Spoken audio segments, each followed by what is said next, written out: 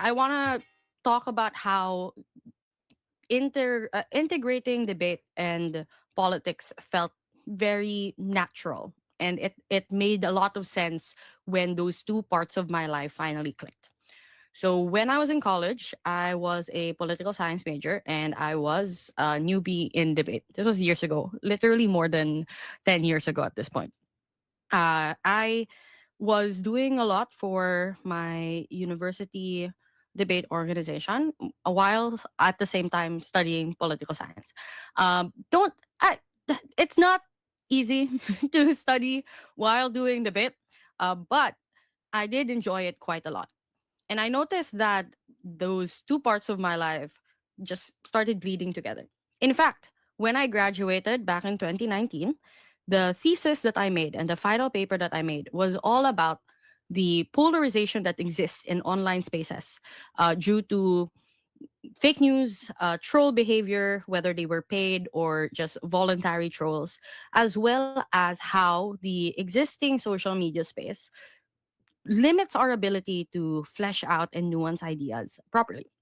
And I think what made me want to make that was just how frustrating it was to see bad debates happen, especially on platforms that should be making debates much better and much easier. And remember, this was like pre pandemic. So we did not have etiquette for online debate competitions, or online debate competitions were basically unheard of. We would just fight in the comment section as a debate community because that was what we felt needed to be done. And that's where the battle was at the time. So my paper centered around Duterte's administration because that was where we really saw when, social media became the main thing. After graduating, I did do a lot of other things. So, like what was mentioned, I am currently part of Socialista. I am doing my own things in debate. I think the protests have like sprung me to action, and I am live again on social medias against my will. And I think that's because when you have that background in debate, being able to identify things like manner, matter, method, being able to figure out what are good arguments and what are bad arguments, there should exist a moral obligation in us to ensure that debates are properly conducted in every space that we exist in. Before I continue, though, I think, as I mentioned, I did want this to be rather interactive. And I know you all are tired from a full day of debating and, moving around different Discord rooms. I'll be honest, I never got used to Discord until now. I prefer stuff on like Google Meets and Zoom. But maybe that's just the oldie in me, right? But I would like to see if people can. Are you guys allowed to chat? Can you chat? I want to say hi there. I want to see hi. Nice. Okay. Because I would like you to ask questions as well as if you are struggling with certain parts of your activism and your debating. I would like this talk to be the space where we get to like flesh those ideas out. So the reason I don't prepare a lot for these talks is because I am not comfortable being the person that makes the discussion flow. And perhaps that's the socialist in me, right? But it's also the debater in me that understands that no one has the complete information, right?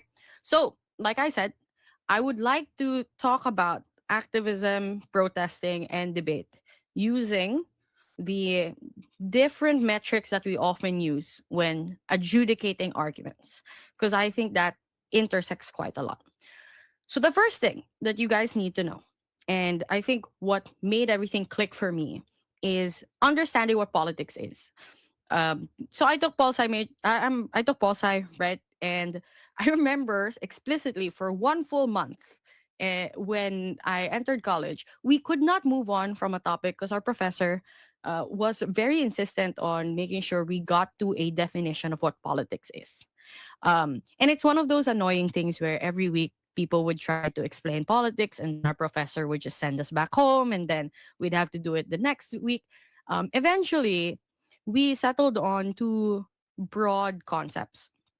The first being that politics mainly is about power. It's the transfer of power. It is how power manifests, how power is shared, how power is taken away. And when you branch that out, right, power manifests in the form of money. And there you have the study of econ. Power manifests in how people persuade each other, which is my favorite thing to talk about, which is political communication. You also then have power between shared resources and sovereignty, which brings you to international relations. And then you even have comparative politics that talks about, if you're not comparing yourself with the rest of the world, you might be comparing yourself with just like one other country. The point is, when you talk about power, you will realize that a big chunk of every political discussion will be how we package that form of power. Money is a form of communication. It signals what you can get from it. It signals what you have. That's why a big part of our protest right now is not just on the audacity of these nepo babies to flex their goods, but what the things they purchase mean. The things that they purchase tell us about who they are, right? And that's why we love insulting them for it, because it's a lot of context that we derive from whether they're wearing a flashy Louis Vuitton bag or a t-shirt that looks so plain but it's like how many thousands of dollars. All of that is sending a message. All of that is a form of communication. So once you are able to identify the form of communication that exists and the power that they are trying to convey, it becomes much easier to kind of parse the ideas down, right? And I do this in everything currently with my life, as a political strategist for Partido Socialista, for other initiatives that I feel strongly about. The first thing that we have to do when we approach any political issue, the same way we would approach any debate, is step one, defining the motion. What is it really that we are fighting about? A few days ago, for Debatable, I posted a very long status with photos about why the glorification of peaceful protesting causes more harm than good, right? And if you actually go back to that post, not to self promo, but I think there's something interesting there. Someone made a long comment. It was not, at least it wasn't bashing, right? If you guys want to look it up, it's there. It's still there on the Debatable page. And I remember, one, I was quite impressed with how the argument was phrased. They had very valid points, but at the same time I realized they were not really engaging. They were attacking something else besides the point. My point was that violence is not the only way, and is should not be seen as the only way to do protests. And I'm not encouraging people to like go out and like burn tires and attack buildings, right? But the post was meant to be an acknowledgement of why, when certain tensions run high, especially when these individuals feel that their governments are failing them, then it should be natural for you to expect that they are going to be combative. The same way that when you have everything to lose, every action that you do ends up becoming a form of self defense. That was the point of my argument. If people can identify, that's a principled argument, right? I'm not talking about its merits. I'm not talking about if it's going to work. It's meant to be just a justification for why those things happen. The comment, right, talks about a different point entirely. It talks about how we might lose public support, that we need to keep the high ground, that governments can fight back, etc. And that's a good argument, right? In fact, in a normal debate competition, if that was really the wording of the motion, you would probably expect that kind of exchange. Now, if I used my pure debate brain, right, I would have like attacked that person. In fact, I'm still tempted to. Like, I wrote down an entire rebuttal. I was thinking of making a TikTok where I flash their argument and then I start calling it out one by one. It felt kind of petty at the time. So I'm just sharing it with you guys so it's less petty. But basically, I realized that it's our tendency to jump straight into responses that make us miss the broader point, right? So the That person fell into that trap because they were actively attacking something I did not mention or did not even justify or run as the most important thing. But I also ended up, almost falling into that trap by engaging actively with that kind of thing. So, like I mentioned, it's very important to know what you're fighting for and where you draw the line of your discussion. I think everyone here, if you were a debater already or just very politically active during the pandemic, we've all had comment section battles. We've all probably been part of a big comment section, bardagulan, as we call it. And it feels good at the time. And I feel like that's the problem of a lot of online debates. It's just we feel good about it, but we don't really see a lot of direct action that happens because of it. Right? So, step one, define why are you here, what are you doing things for, how are we going to ensure we're on the same page. You can agree with people but still not fully agree, right? That's maximum level of engagement. So for instance, the person who commented on my post, I do agree there is a possibility that we lose the moral high ground. There is a possibility the government's going to treat us worse because we are, throwing rocks and burning things. That's naturally that happens, but that wasn't the point. I'm not in the position to see or say what is the best form of engagement, what the best way to protest is. But I think most of us, as politically active individuals, we jump straight to wanting a solution. And this is the main advocacy that I have in every political space that I enter. Everyone's asking, what should we do? What should we do? The first thing you got to do is identify what the problem is. Do people really this, like, I've been seeing a lot of posts where during the protest, people were fighting about certain definitions, and that's good. People were also fighting about what the impacts of certain actions are, which is also good. But I think if we're not all on the same page, we're not debating the same motion. We're not going to be engaging each other. We're just yelling into a void and then hoping that someone likes and shares our posts. So, step one, identify what the issue is. Second, I think we need to be a lot realistic with the limitations of the platforms that we exist in. As much as I like doing these talks, I know that I should not be content just doing these talks because there is a bigger world out there. There are individuals that don't even have Wi Fi that will not be able to access every form of content that I'm putting out there, whether it is through Partido Socialista or Debatable or on my own accounts or every other thing that I use. I think the second thing is creating the limitations that exist. And this is very similar to pol sci because when you write papers, actually in any field, when you write papers, if you have the scope of the problem, you also have the limitations. You need to know what you are able to do at this certain point in time, right? So if you are politically active right now, but you're not able to engage, you're not able to engage in the same level as everyone else. Let's say you're not able to attend protest because your parents don't allow you, or you're too far from where all these issues are happening. That's a limitation we have to accept. I think a lot of people fall into the trap of just not doing anything at all because they cannot do it properly. That's like part perfectionism, but also I think, if it's okay to be a little harsh about it, um, it's us actively limiting ourselves when it comes to protesting. And again, that's because we enter with this sort of expectation of what it's supposed to look like. That I'm not going to bother unless we are able to change the entire country. I'm not going to bother unless we are able to like actually get politicians to step down. I think aiming for that's good. But if the inability to get that is stopping you from engaging in political discussions, then you are missing a lot.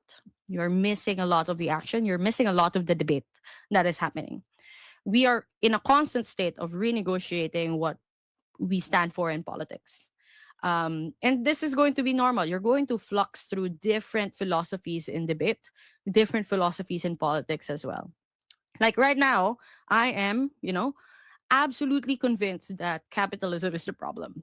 I was ranting earlier about how the existence of blind boxes and gacha and gambling, uh, and the how it actually translates to how we treat our government officials. Like, we've accepted that we don't know what we're going to get. Like, we'd rather just vote randomly. That's probably a thesis I'll explore in the future. But the point is, I wasn't this extremist before. Um, I don't even consider myself extremist now, and that's because I'm able to actually justify it with good debate. I think every good political philosophy that you stand for will have to be informed by what you are able to do and what you are not able to do at this point in time. That's why, like I mentioned, step two is identifying those limitations. We're just building a PM speech, if you're noticing. Third, right? After that, you need to identify what the core principle is that you are fighting for. Um, when you are politically engaged, right?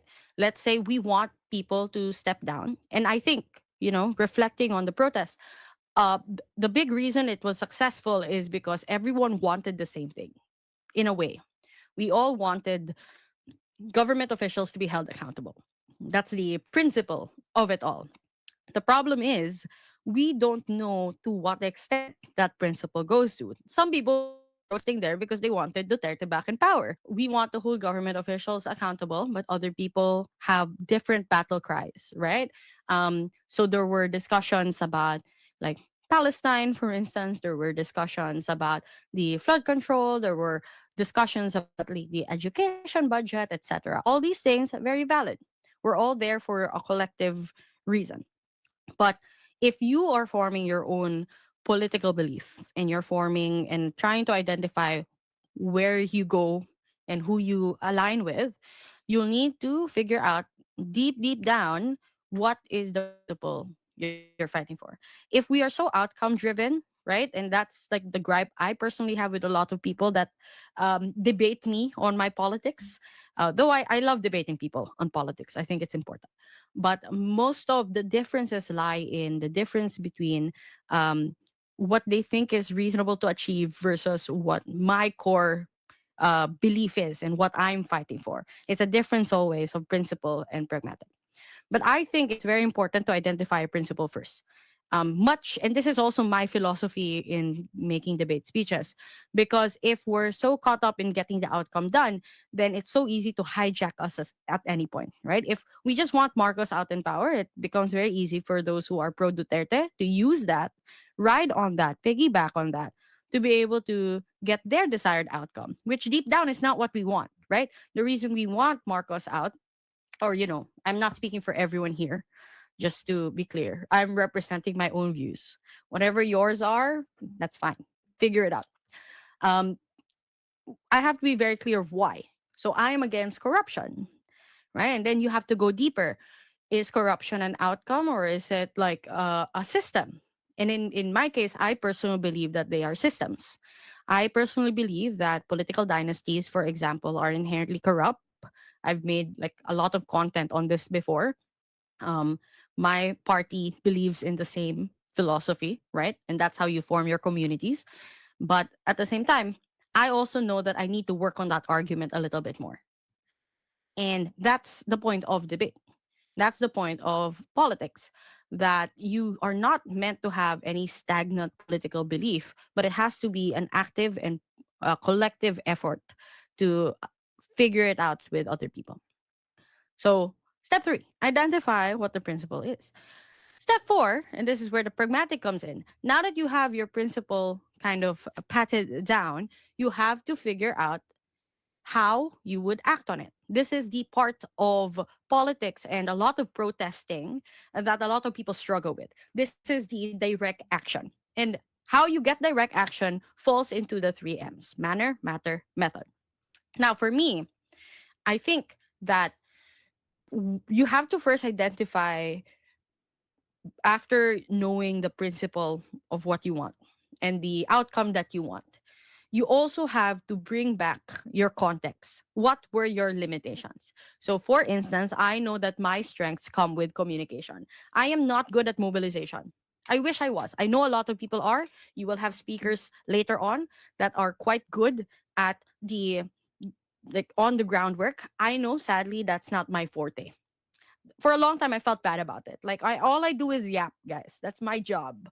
Day in, day out, I'm a debate coach. I'm a political comm strategist. I excel at writing long status posts. I excel at impromptu like talks like this. It's all discussion. But that's not something that is inherently negative, right? Now that I've identified my strength and what angle I want to focus on, you have to go with the optics of it.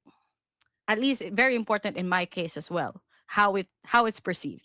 You can't be a communicator if you're not good at getting people to pay attention to you, if you're not good at keeping people on their toes. If I'm not good, for example, at this talk and all of you are secretly snoozing, well, I wouldn't know, right? All of you have your cameras off. But if that were the case, then I need to improve on my manner. I have to improve on my method. I have to improve as well on how exactly I'm phrasing my particular ideas, right?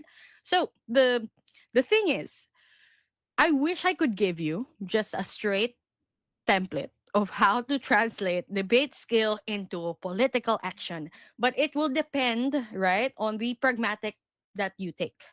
A lot of debaters end up becoming lawyers, and that's amazing because law is a mixture of communicating, being able to decipher former communication and interpreting like laws and constitutions and twisting it into different things that suit your own needs, hopefully for good. But uh, that's the problem with uh, laws and anything written down. We can strawman anything. And that's why we have to learn how to be good at debate.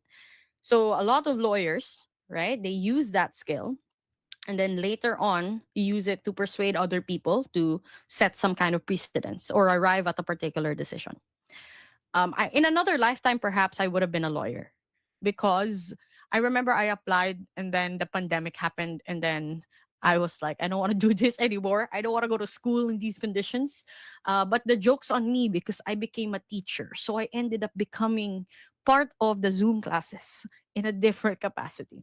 But anyway, so you have to identify what you're able to do. If you are good at mobilization, do that. What is mobilization but organizing people? And we organize ideas all the time already. What is law but actively rebutting other people? And we do that already. If you are, for example, in engineering or in any form of sciences, literally science is just communicating in the language of the universe.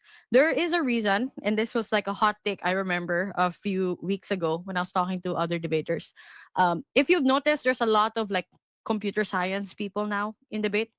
Back in my time, that was mostly like lawyers, political scientists, and econ majors that were in law. Right? See, Orban is comp sci. So I think a lot of people are now figuring out, right, that debate and communicating and logic is not confined to the soft sciences. Um, and I think like I don't have to look far. Before I fell in love with debate and politics, I had a alternative uh, lifestyle where I was a scientist. I was like the president of my high school science club for 3 years in a row, I think, which is impressive now that I think back on it because my high school was just 4 years. Like I was president since sophomore year. Um, and I think the reason I enjoyed it is because writing scientific papers is just like one really big debate. And then you have time to research. You do your own evidence checks, right? And if you are in the sciences, don't become a contractor, right? Like be the person that that goes through these bids and actually figures out what they are doing right, what they are doing wrong. I think the skill of discernment is actually the main thing we get in debate. It's not even how good we are at explaining things. It's not necessarily how good we are at attacking other ideas. Though those are good perks. I love those. I love attacking people. I'm just like a little fight dog deep down. But the main skill is being able to see something and then deconstruct it. We deconstruct ideas. The more you enter politics, you will need a lot of empathy, right? And that's the last thing. When after you're doing the definitions, your context and limitations, your principled argument, your pragmatic action, and your direct impact in the world, That's the full argument right there. The last thing you have to do is also preemption, right? A lot of what I do as a comp strategist is trying to figure out the different angles of attack that could exist. Not because I agree with it, but because I need to be prepared. And it has to now go beyond attacking people. That's the step I feel Philippine politics needs to take a little bit further. We need to figure out how to persuade people into agreeing that they are wrong, not that we are right. We just need people to self reflect a little bit and question their own political beliefs. Calling, you know, people who support corrupt politicians uh, bad words. I don't know. There are minors here, so I'm not going to say the bad words, but calling them negative things will not change their mind, right? Like Mario, I'm gonna use you as an example here, right? Mario was called a gay terrorist at one point. Do you think that's going to change their mind? Someone said, I look like I'm gay. And I'm like, yeah, have you seen my lighting? Of course I'm gay. That's not going to do anything. So we need to start understanding why people feel strongly about it. One of the things I did for my thesis, which I still want to extend on today, I might like, oh my gosh, what if I take a master's? Yeah. It's that midlife crisis where I take a master's. But basically, um, w- I had to talk to Duterte supporters. And the discovery that I made upon talking to them was that they doubled down hard. This is not new anymore, but this was new back in 2019. Cut me some slack, guys. In 2019, Overton window was still like the big shot argument. Now you guys are just using it as a premise. So like cut me some slack. When we interviewed a lot of Duterte supporters, they really did have like a crippling fear of the war on drugs. They've had relatives, for example, that fell into gambling and addictions and, did partake in um, like excessive drug use. So we have to come from a position of empathy to understand first that their concerns are valid. Maybe they're not good at arguing, right? Like, I don't think the person that called Mario a gay terrorist actually deep down had reasons to call Mario a gay terrorist, right? And yeah, uh, you just need to you have to take the high ground. It sucks. I hate the high ground. I like being where the fist fighting happens. But if you're done attacking people in the comment section and poking fun, the next step that we have to do is have serious conversations about it, right?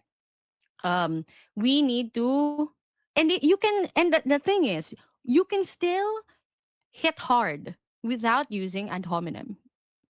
To continue the story and of the gay terrorist, right? The conclusion Mario and I had in that chat was that the reason it's bad is because it's not even funny, right? It's not funny because it's not even clever.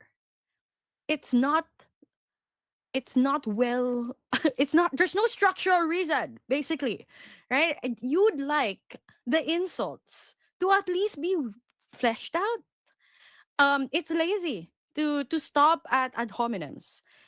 If you want to attack someone and make them really question themselves and their beliefs, then don't attack and don't approach it like you're trying to hurt a person.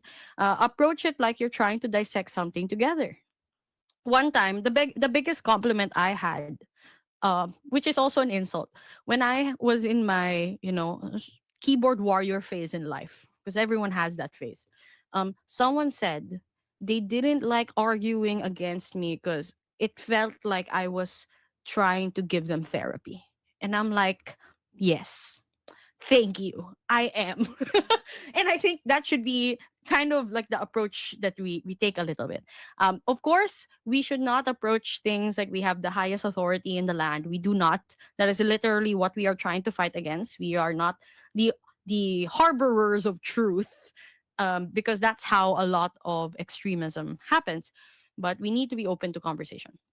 Another benefit of debate is that because it's literally it can go both ways, or discussions can go both ways, we are constantly forced to strengthen our logic.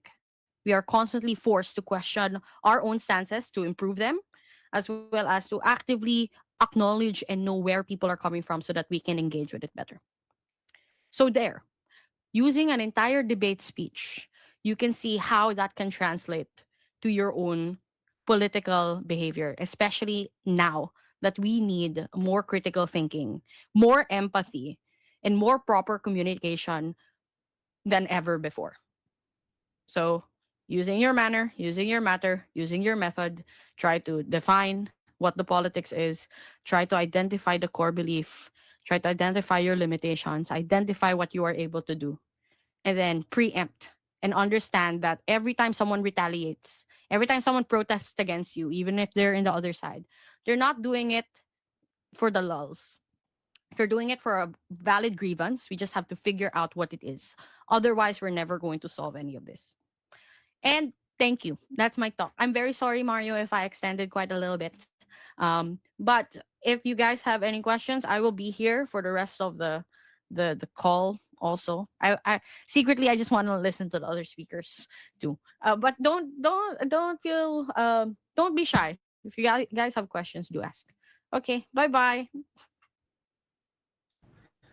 Hello, everyone, and thank you so much, Atenina, for that wonderful and thoughtful, insightful talk that you've given us. Maybe we could have the next 5 minutes to provide the participants an opportunity to raise questions in the chat box here in Google Meet. So, Let's go. guys, if you have any questions, thoughts, comments, or anything in the like, feel free to raise them now. I also accept joke questions because I think they're fun. This is where people get shy. Wala kasing anonymous option, Mario. It's your fault. Would you rather fight a horse size? Wasn't this a debate motion? Or, hala, ito na yung grand finals motion actually. Marvin leaked it. So, would I rather fight a horse-sized duck or 100 duck-sized horses? I think horse bone structures are quite strong. So, I'd rather fight a horse-sized duck. But if that can fly, then I'm doomed. But, I'll take my chances. Jack asked, anong tawag sa goat na kulong? Bilang goat. So, bye guys. I'm leaving now. I will see you. Bilang goat. I mean, sure. Okay.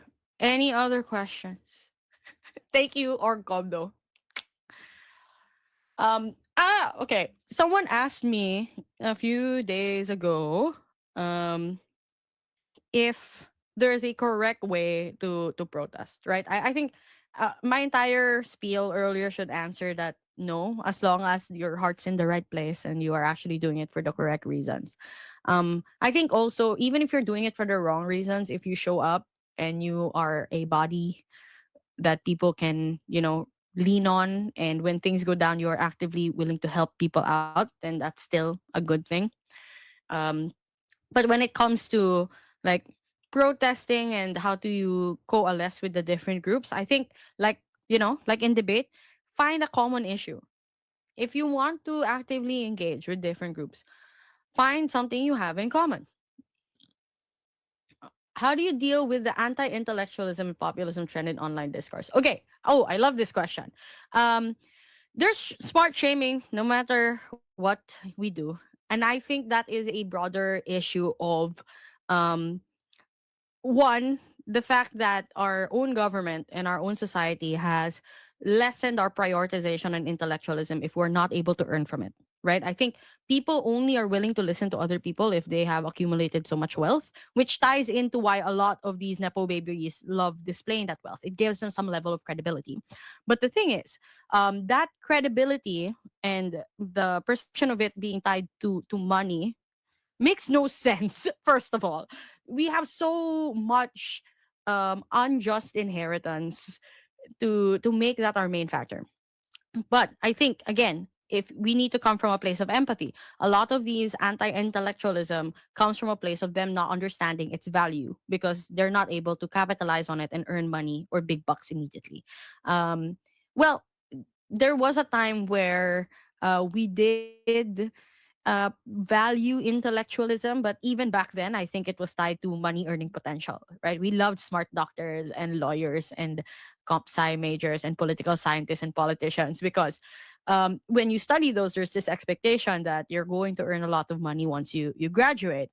And now that everyone's been kind of jaded that that's not immediately what happens, we start looking down on that kind of intellectualism. It's a form of projection in a way. So that's the first thing. Try to approach it with a lot of empathy. If you want to be a bit petty about it, right? It's just like they can't. It's not their fault. They can't engage. You know, like if they want to. You guys, why are you? That's the wrong thing to heart react. So yeah, you just we don't like being. They don't like engaging on that level because they can't. So we just have to figure out how to engage on their level, right? Call them a gay terrorist back, maybe, if that's going to catch their attentions. But the second is, I think the best is to ignore it. I think people will turn around. It's always a trend. It's always a cycle. Anti-intellectualism is cool until it isn't, and I think intellectualism is going back. There's now a rise again of the book talks. There's the rise of performative males, and as much as all those aesthetics are performative, like dark academia and whatever, I do think and this the optimist in me. When someone reads a book for the aesthetic, there's a big chance they might enjoy the book. So we might actually be creating some intellectuals along the way that enjoy learning for the sake of learning. Debate, this is a fun fact. Back in my time, debate was something people did because it was like cool to be the smart kid. Let's be real, a lot of people join debate because it's like, oh, I'm a debater. That's so cool. But then a lot of us stay and become obsessed with it. And then you're just like, cool. I like being smart. I like enjoying and like learning things. Pala. What do I feel about the statement made by Zaldi son? I have not been up to date with the Nepo babies. My hot take here is we care about the fact that they're spending money wrong, but I don't care about what they have to say to defend themselves. I know that's cruel, but nothing's going to change it anymore. Like you can make the biggest apologies, but I don't think I'm going to change my mind about it. I also don't think, objectively speaking, um, engaging with that has any particular value because it's a red herring, right? It's a distraction. It's a very minor issue. These nepo babies, once we get rid of them, congrats, right? We've dealt with the pragmatic, but the principle is still there. There are lots of nepo babies that dress better. There are lots of nepo babies that are a lot more secretive with their money. Attacking the cause uh, does nothing. In fact, I'm sure the actual Nepo babies who have secret bank accounts and are much more fashionable and actually wear like old money rich aesthetic, they're glad that we have a scapegoat. They're glad that someone looks baduy. They're glad that someone wore waist high skirts because they serve as a distraction.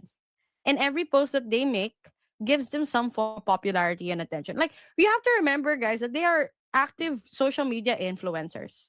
Not even in they're trying to run on a particular platform or issue. They just love showing off their private jet trips. I'm sure they love the attention deep down. So let's just not give it to them. Yeah, it's like I'm gonna end this on a rant on the Depo babies. Okay. One more. Last question. Oh, okay. Wait, there was a question before. Architecture such as armed struggle are condemned, shamed, or even simply avoided in discussions because, well, they're extremists. Okay. I can do one to answer. Like, let's treat this like a condensed POI. For Terrence's question, right? I think extremist ideals are only extremist because we are not able to justify it enough. Right? I think a lot of things that used to be extreme in our perception, like, oh my God, giving women rights, no longer extreme. And that's because we have improved our argumentation to get to that point. Extremists that are bad, right? And we know what the bad levels of extremists are. They're extremists because they have some avoidance on actually like springing the logic.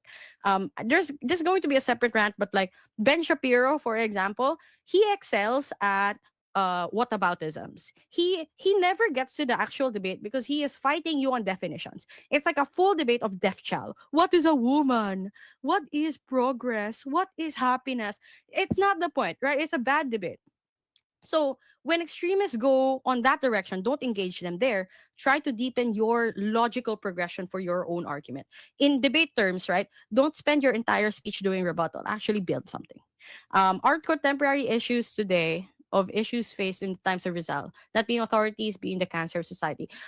Like I said, right, I think a lot of politics is just cyclical because it's all about the transfer of power. Once we transfer it somewhere else, now I'm gonna apply science now. Um, Energy is just converted into something else. People are forgetful. We are quite forgetful as a society. Constantly we are just renegotiating and trying to get back to a valid center point, and that's why it's life is a debate. I believe that life is a debate. We go back and forth.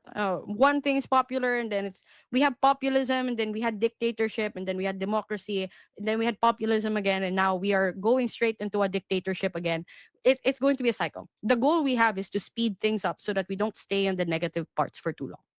Okay, that's all for me. Thank you so much for indulging me, letting me yap, and for asking great questions. I had a lot of fun. I hope you guys enjoy the rest of the competition as well as the rest of the speakers and their talks. And I'm gonna stay back and watch because I'm sure they're going to make me feel bad about not having anything prepared. But that I love that. Let's go. Okay, bye. Hello, thank you so much, Ate Nina. And of course, thank you everyone for tuning in for the first part and first speaker for our elective series tonight.